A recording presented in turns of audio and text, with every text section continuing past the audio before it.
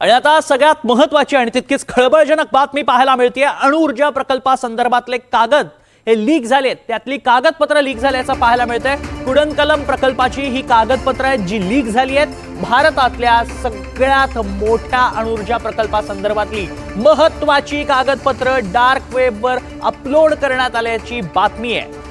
World लीक्सनं कागदपत्र leak केल्याचं रॉयटर्सनी वृत्त दिलं। अधिक माहिती जाणून घेऊयात, आमचे प्रतिनिधी श्रीरंग खरे सध्या संपर्कात आहेत। श्रीरंग, वर्ल्ड लीक्सनं ही माहिती दिली आहे, रॉयटर्सचं हे वृत्त आहे, मोठी बातमी म्हणावी लागेल, कसं बघायचं याकडे?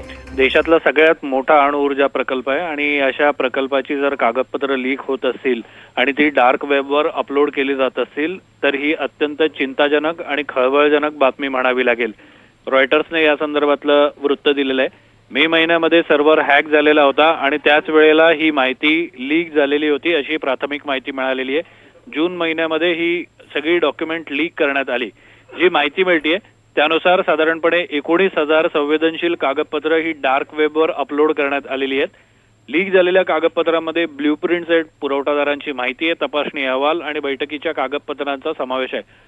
आपण कुडनकुलन अणु ऊर्जा प्रकल्पाबद्दल बोलतोय, जो देशातील सगळ्यात मोठा अणु ऊर्जा प्रकल्प आहे आणि त्यामुळेच या प्रकल्पासंदर्भातील डॉक्युमेंट डार्क वेबवर लीक होत असतील तर ही अत्यंत खळबळजनक आणि चिंताजनक बातमी म्हणावी लागेल। तन्मय, नक्कीच। पण श्रीरंग, जेव्हा अणुऊर्जा प्रकल्पासंदर्भातली कागदपत्र आहेत ती लीक होतात, यामध्ये सुरक्षेची त्रुटी म्हणायची की इंटरनेट किंवा या मायाजालावरती असलेल्या हॅकर्सचा हा धोका म्हणायचा? भारताच्या वेगवेगळ्या यंत्रणांना किंवा त्यांच्या वेबसाईटना हॅकर्सने सातत्यानं लक्ष केल्याचं आपण यापूर्वी देखील बघितलेलं आहे। मग त्यामध्ये न्यायपालिका असेल किंवा अन्य सरकारी खाती असेल, हॅकर्सने अनेकदा या सगळ्या यंत्रणांना टार्गेट करण्याचा प्रयत्न केलेला आहे। अणुऊर्जा हा संपूर्ण देशासाठी अत्यंत महत्वाचा प्रकल्प आहे।